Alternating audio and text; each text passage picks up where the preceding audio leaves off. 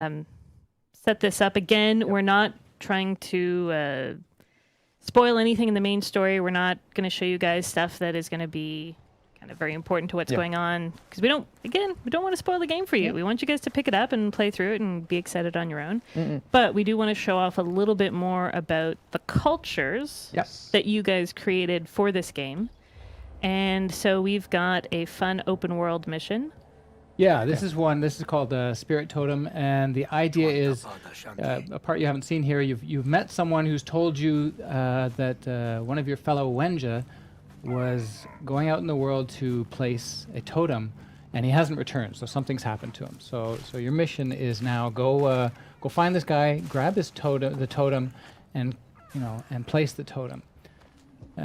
Spirit totems are important to the Wenja. They're a tribe that is animistic. They believe in all things have a spirit. So not just people, but they believe plants, even inanimate objects like rocks and oh wow! Okay. excuse me, the rocks have a spirit. So placing a totem is a way to they want to place it so that they believe that then they have a spirit kind of watching over them. Okay, like, so like a protection almost. Exactly. So that's why it's important for them to place these totems, and you'll do that throughout the world. And this is just one mission that shows you about that. And where are we? Where are we? I'm trying to remember fantastic land of Uros. Beautiful. Yeah. So nice.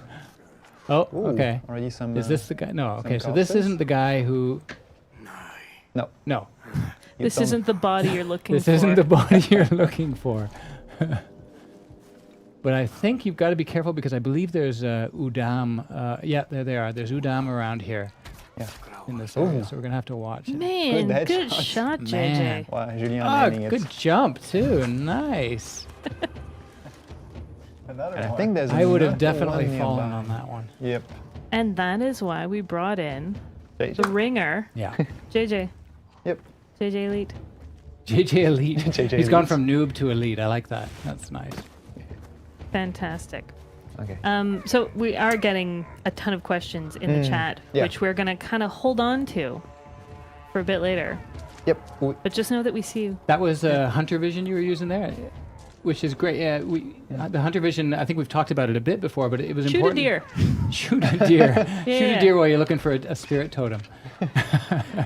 The Hunter Vision's an important feature.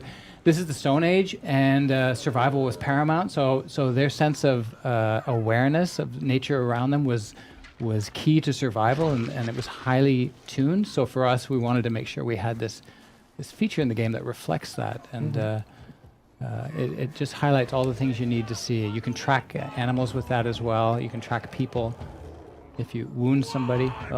I find that in the game, I guess because, oh my god, you're just destroying these people. Yeah. Because we're dealing with kind of Stone Age man who is making all of their equipment from what was around them. I find it so hard to spot these guys, because they're so well kind of camouflaged. Yeah, I know what you mean, right? They don't have a bright red, or like they're not really flashy in the colors, or you don't see a vehicle with headlights coming up at you. Yeah. You set him on fire. Well done. That's one way to see them. So yeah, several approaches to this mission. Yeah, someone in the chat noticed that animals don't always die straight on. Yeah. And they don't. I mean, unless you kind of really land a critical headshot, they don't die. And so you can use your hunter vision to kind of chase after them. Yeah, exactly. That's where the blood becomes important. And there we go. Okay, so we found the totem. Bud. Found it. Poor guy. He probably fell from there or something like that. Nice. This is a kind of cool kind of cave painting. Yeah, I noticed that. It's a if you see that right there. So what's cool? You see that it's an indication. If you look up, there's a grappling. Oh. So it's literally to kind of tell you that gives you a little clue that you've got something up above that can help you climb. Okay. someone did ask, is there a grappling hook? Yes. There you go. Grappling claw. Oh, Oh, see, there's grappling another one. claw. And if we Yeah. look up, bingo. Yeah, I didn't we even go. notice. Good eye, Kevin. Good There eye. you go. Yeah. See? You've still got some Udam, I think, Yeah. roaming around after you. We actually have a winner from the last giveaway. giveaway. Ah, So it's Ma Pilgrim.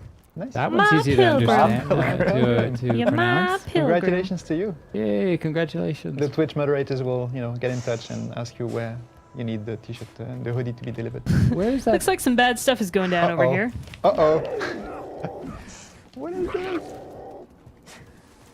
So this is what I love about this game. It's like, there's so many more animals. So you get your threats from everywhere. You get them from the animals. You get them from the enemy tribes.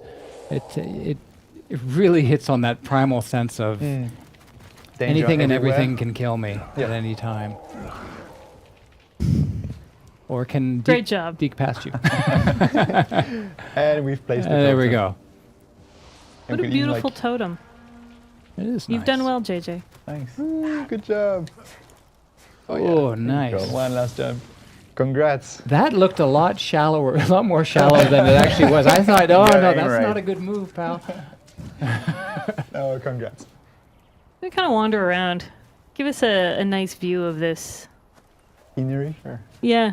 Well, Matthias loves his scenery. I do. So look to right up there. So you can see one thing that's cool. This is the Stone Age, and it's after the Ice Age. I was gonna It's say, well is that a after the Ice glacier? Age, but still, yeah, exactly. The glaciers in the game are massive, like we certainly never see on Earth now, and that's just a reflection of the Ice Age that Really receded cool. out of Oros.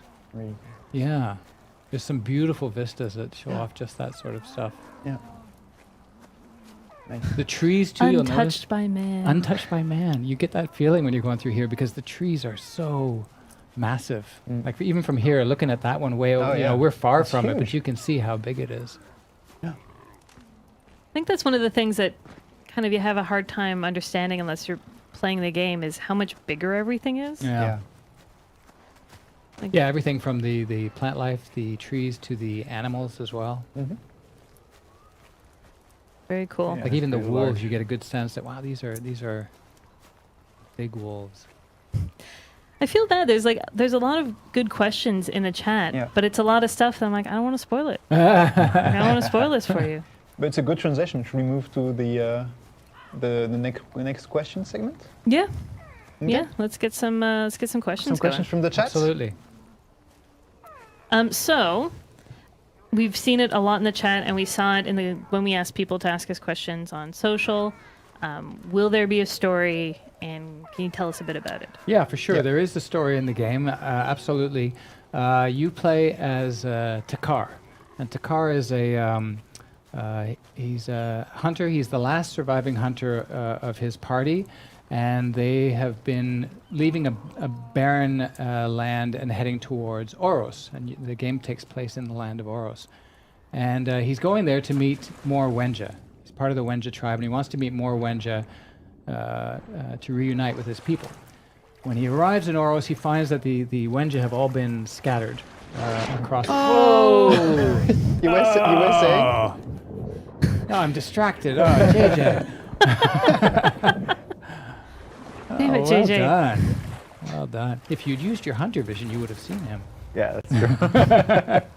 So you arrive in the land of Oros, and you find that the Wenja have been scattered. They're not really a united tribe. So they've been attacked by rival tribes who are fighting for resources. So your job is to, try to reunite those people, fight off the many predators that you're going to come across. Yes, we have seen. As we've seen, and the Udam and other tribes, and ultimately become the apex predator in the world of Oros. Awesome. That kind of is a little high level of the story. Yep. And Man, these guys are just going for a walk.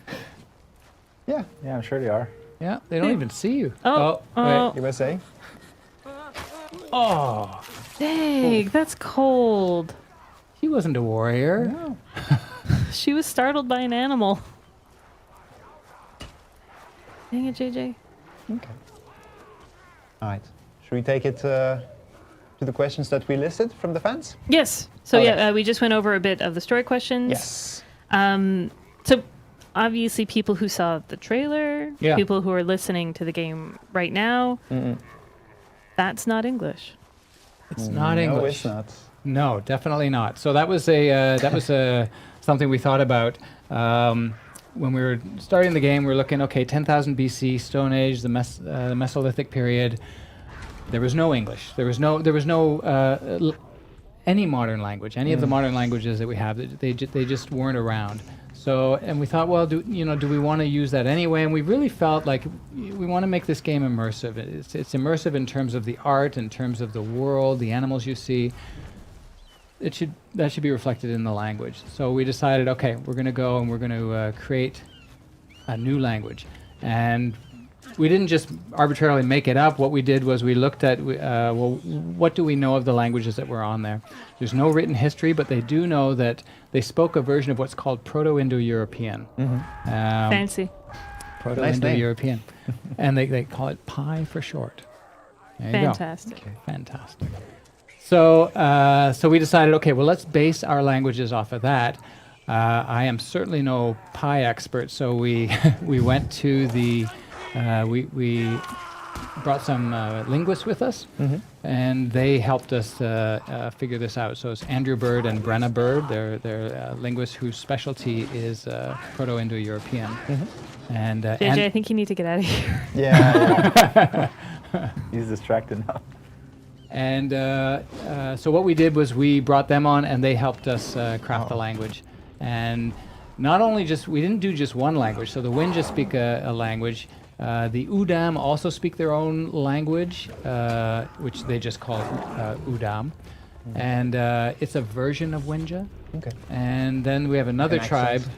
What's that? Like an accent. Open. Accent is a little more simple, because they're a more simple tribe. They're a more Okay. monosyllabic sort of tribe. Yeah. And then we have a third tribe that JC was mentioning called the Izila. And they're a little more advanced, and they also speak yet another language in the game. So you're going to hear those throughout. You've been hearing them here in the game.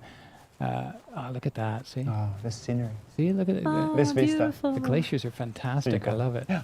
And people have asked, can you kind of turn off the mini map in the HUD? And like, yeah. Yeah, you can. Yeah, You can you said you actually- played that Should way, we, right? Yes. Yeah, you can. I haven't actually- played that way. It Can you was show this?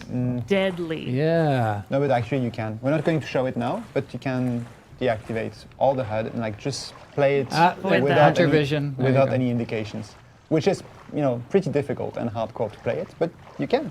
Yeah, It's actually it's cool. possible. Yeah, once you lose that like little targeting dot, throwing that spear is just throwing and praying. Yes. Yes, it is. Okay. Yeah, no, I would not be good in any of that. I need my HUD.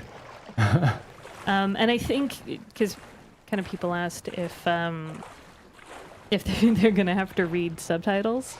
So yeah, well, as you saw here, you've been hearing Wenja, and there's no subtitles. In the open world, we didn't include subtitles because that just becomes too busy. It's too much to try and watch and play at the same time. Yeah. But yeah, when you're getting missions, for sure, we do want you to understand what's going on. So the missions, when you're meeting new characters, those moments are going to be subtitled.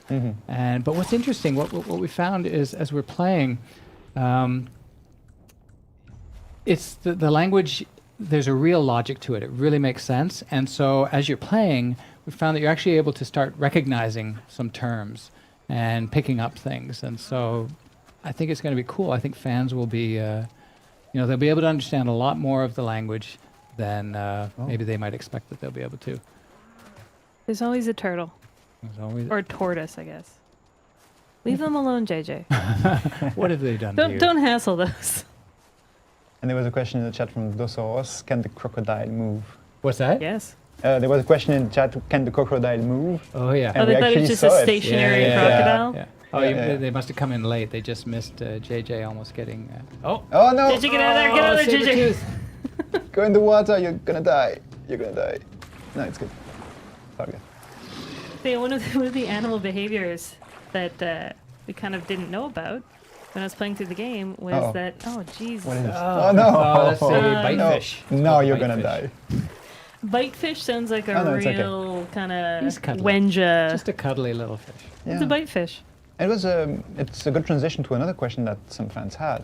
What type of animals were being seen?